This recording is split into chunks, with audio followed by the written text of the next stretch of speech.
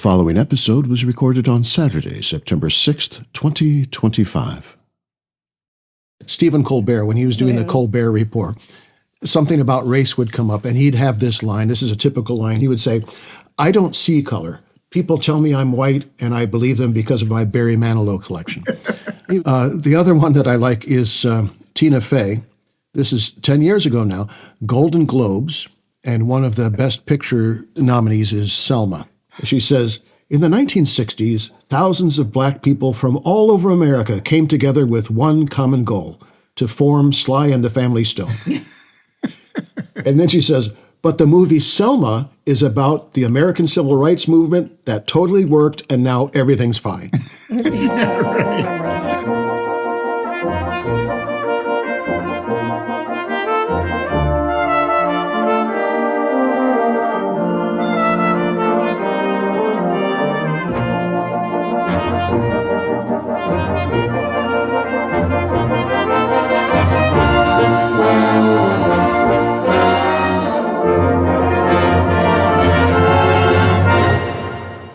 This is hurricane season.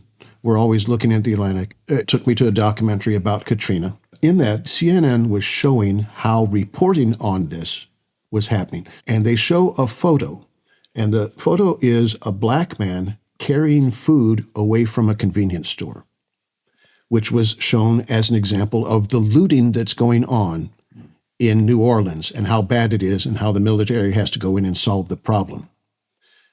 Then CNN showed, that news outlet, showing a photo of two white people carrying food away from a convenience store, and it was captioned as an example of how desperate people are in trying to provide for their family. Yeah. That is a racism that goes so deep into what, of course, see, this black person is doing this, they're doing a crime, they must be doing a crime. You know how those people are, and that becomes the narrative. And if white people are doing it, well, you have to understand their circumstances and what they've come through. New Orleans is a great example of what happens to people because of how they're perceived and what that does through the whole system. Everyone will know the Ninth Ward.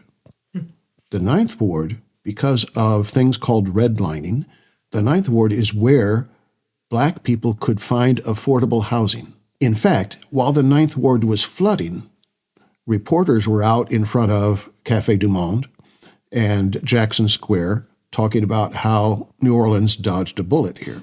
Yeah. Meanwhile, the Ninth Ward, no one's there reporting, is underwater fast. Does anyone have a good perspective on what redlining is and what this means in terms of, I'm going to say, critical race theory, which explores why, with opportunities supposedly equal, do results not come out equal? And it has to do with the system, doesn't it? Sure. This is from the Federal Reserve. Let me tell you that I've learned about redlining in college, but I hadn't thought a lot about it until I did a program that was offered through the Episcopal Church called Sacred Ground on racism and the history behind the economic inequality that we face today. But this definition is a good one. Redlining is the practice of denying people access to credit because of where they live, even if they personally qualified for loans. Historically, mortgage lenders once widely redlined core urban neighborhoods and black-populated neighborhoods in particular.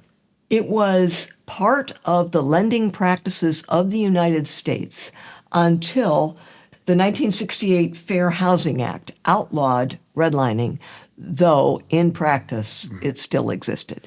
So you end up with people who would, in theory, if race was not a part of it, would have qualified for the loans that gave them mortgages, but because of where they lived with these lines drawn around black areas, do not qualify for mortgages. Or they qualify but have to pay a much higher rate of interest. It's very interesting. You can actually go online today and look at the city of Detroit. This one I'm looking at now from the Federal Reserve is Chicago, but you can look at any city and say, show me the redlining districts that existed, and you can see the racial distinction of those areas, both at the time and today. And you can see the continuity of what's happened because of that economic policy. When you look at where, like, interstates were put through cities and the way those interstates divided areas. I know that in Orlando, Interstate 4 was placed in a way that would separate white neighborhoods from black neighborhoods. Tampa, and the way that the Interstate 275 was put in, what was demolished to make room for that interstate? It was this historic black neighborhood. Right. That happens all over the place. If we have a big project, what's the land that's going to be grabbed? You're going to go where the power isn't, where there's least resistance, the least political power, least social power. And that is another example of, well, this is that group, this is our group. So it really is systemic, and isn't critical race theory, for all it's thrown out all over the place just to say we shouldn't be teaching our kindergartners critical race theory. I mean, the absurdity of the statement itself ought to defeat the argument, but people don't know what it is, so people will say, yes, that's my banner. Don't teach critical race theory, which somehow comes out, you're teaching liberal, progressive ideas, you're indoctrinating children with that. It's really just the study of why is it that when we make these certain efforts to, like when redlining becomes illegal, why does it still exist? Yeah. Why doesn't that then bring equality, economic equality among different groups of people? And that's what that discipline has developed to study, isn't it? Yeah. The other thing to think about now in our current reality is the importance of courts in fighting inequality. The mechanism to fight these things is being undermined right now by denying they exist, by shaping our courts and our law firms so that people don't take up these causes. And if you don't have an avenue to fight, you are stuck in a system that perpetuates this discriminatory practice, which is where we are right now today. We are whitewashing our history. We're deciding that George Washington didn't have slaves. We are deciding that slavery wasn't that bad. We are equating vaccines with slavery. We are doing all kinds of things to diminish the price of racial discrimination. Just to put a detail on that, when you say equating vaccines with slavery, this was the Florida Surgeon General that did this, Yes. right? Joseph Ladapo, and he is talking about having vaccine mandates drips with disdain and slavery, is the way he said it. Yeah. Florida, innovative Florida now is removing all vaccine mandates so that diseases that we have spent a century curtailing, even almost eliminating completely, and making us a healthier, better life nation, those are now going to be taken away because someone gets upset about, oh, this is called a liberal thing, so we have to be against that. I need to speak to that just quickly. It will only happen if the legislature supports that mandate. The legislature will have to act on that because that's where the vaccine mandates come from. DeSantis aside, I believe this is a time to speak, so we have an opportunity to stop that from happening.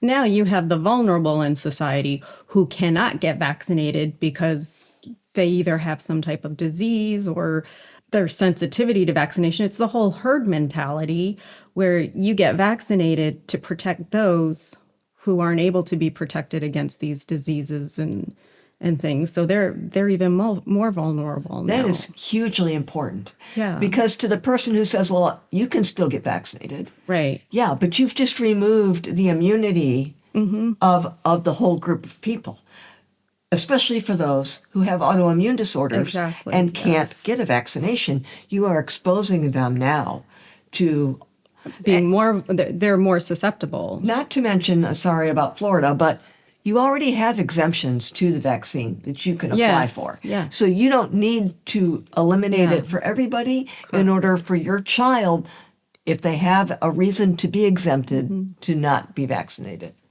Also, there's a very good Poynter Institute article about what is wrong with the comparison between slavery and vaccines. In case you don't already know what's wrong with that, we can post that on our podcast.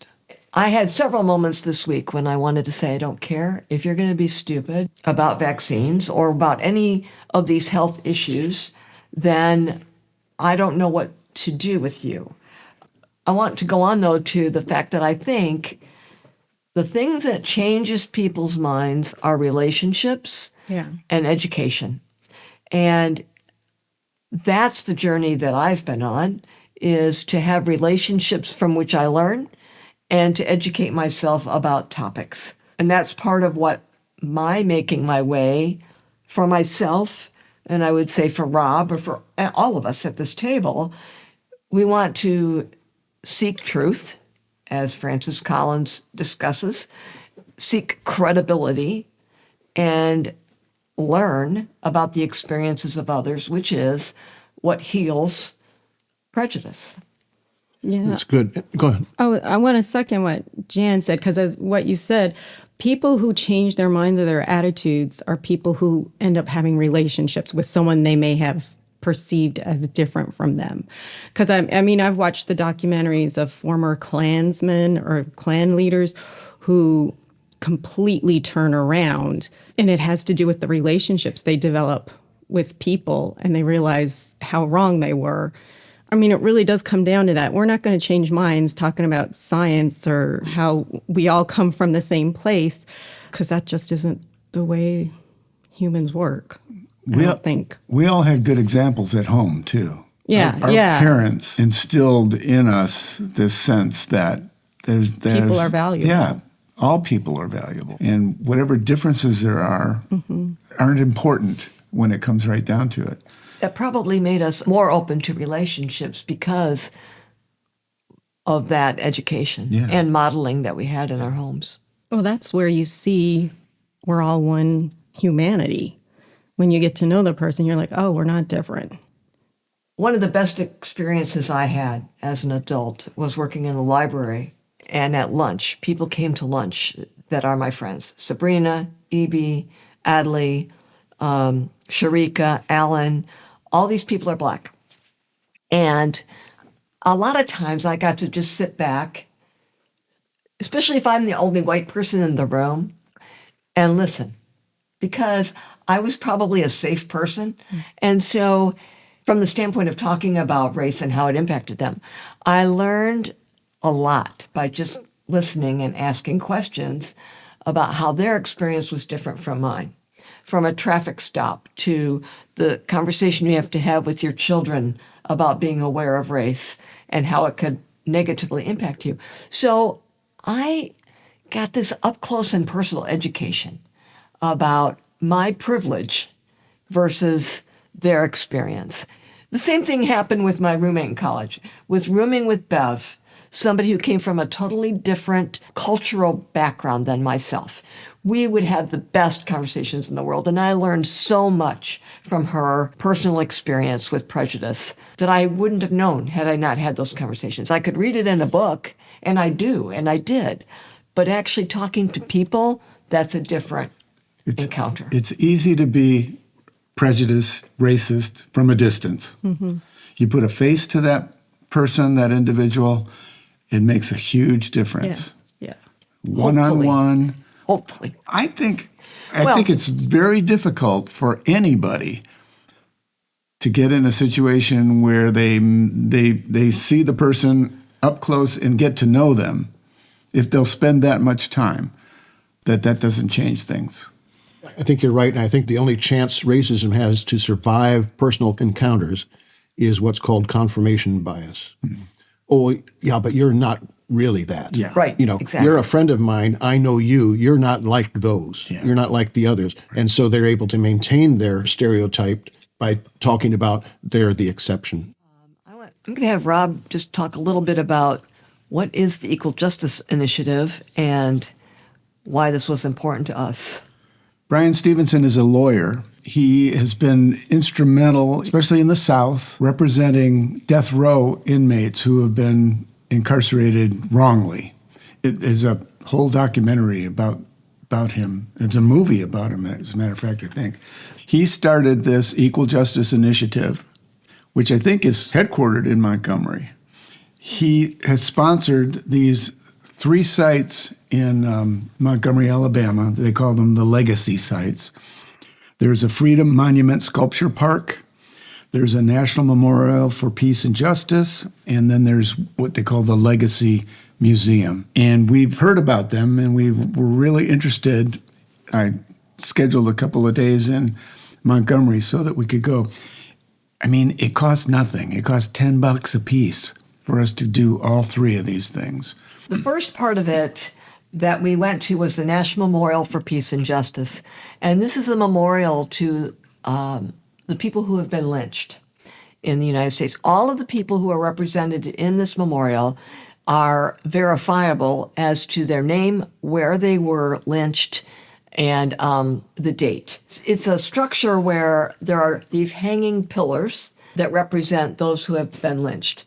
You can go through this and find, for instance, I was interested in who in Pinellas County, Florida, had been lynched and what were the dates. So I can go find my state and county and see who has been lynched in this county. And the importance of the exhibit is to remember the names of the people who died. Right. The large part of how blacks were controlled post-Civil War was the threat of and the actual occurrence of lynching. It's a very powerful exhibit.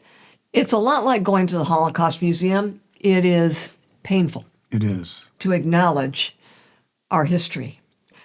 It's also incredibly important to acknowledge our history. And so we did that. We went to that part of the legacy sites. We also took a ride down the river, which used to be part of the transportation for slaves. And we went then to the Legacy Museum, which is this wonderful, very well done museum about all the different aspects of racism, from slavery to the time during Reconstruction, lynching, and then the incarceration of people of color. Jim Crow, yeah. Yeah, Jim Crow and incarceration, which was the pivotal point for Bryan Stevenson. He's written a book called Just Mercy, which is about his work to go back and revisit cases that he believes to be inequitably decided. So the museum is exceptional. We can post some pictures on the website of the Memorial for Peace and Justice. They didn't allow any photos inside the Legacy Museum. No. Now, I wanted to find out the history of the Black Lives Movement and where it came from. George Floyd. George Floyd. I mean, that's when it came to yeah, that's everyone's when knowledge. That's anyway. when the stuff happened down in St. Pete. And The first time the phrase was used was in reaction to the verdict in the George Zimmerman case. Yes. This is in 2013. This was Trayvon Martin. Yeah. And Trayvon Martin, 17-year-old boy who's not in his home neighborhood. He's visiting from Miami, and he's up visiting in Sanford, and he walks to the store, buys a couple things, walks home, and then he's confronted by someone who's decided he's part of the neighborhood watch. Yeah, and he was chased by him. And in the scuffle that follows, George Zimmerman, who has a gun, Trayvon Martin, who has a bag of Skittles, Trayvon Martin ends up getting shot. But there's a recording when he's on the trail, when he's on the hunt, I'll say, when he's on the hunt, when he's going after Trayvon Martin, because he doesn't know who Trayvon Martin is. Phone call goes this way. George Zimmerman is speaking. He says, this guy, I'm going to use some language here that I'll bleep. Okay. This guy looks like he's up to no good or he's on drugs or something. These assholes, they always get away.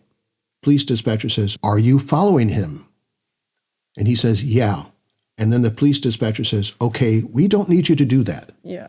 So he's been called off the hunt, but he's got the scent. He's going for it. It was amazing. He was acquitted. And he goes forward with it anyway and creates the altercation in which he then said, I felt threatened. Watching this covered different ways, Geraldo Rivera said this. He noticed that Trayvon Martin was wearing a hoodie. And he says, maybe that hoodie is as much to blame for his death as George Zimmerman was. Yeah, it's those people. It's that type. It's what I'm looking at, and I see a threat there. And that's why George Zimmerman should have been acquitted. People will say it that way. It's because of the way he looked. Close as you can get to that person is the way they look. There is a activist named Alicia Garza, and she posted on Facebook as a result of that decision. She said, and I've got a quote here someplace about it. She said, I continue to be surprised at how little Black lives matter. Our lives matter. And then there was another activist, her name was Patrice Cullors, who shared that post and used the hashtag Black Lives Matter. And that's how it started. And then with another death of Michael Brown and then George Floyd, and these incidents kept coming up, the Black Lives Matter is trying to say Black lives matter as much as anybody else. And it seems like they're not being treated the same as everybody else. Mm-hmm.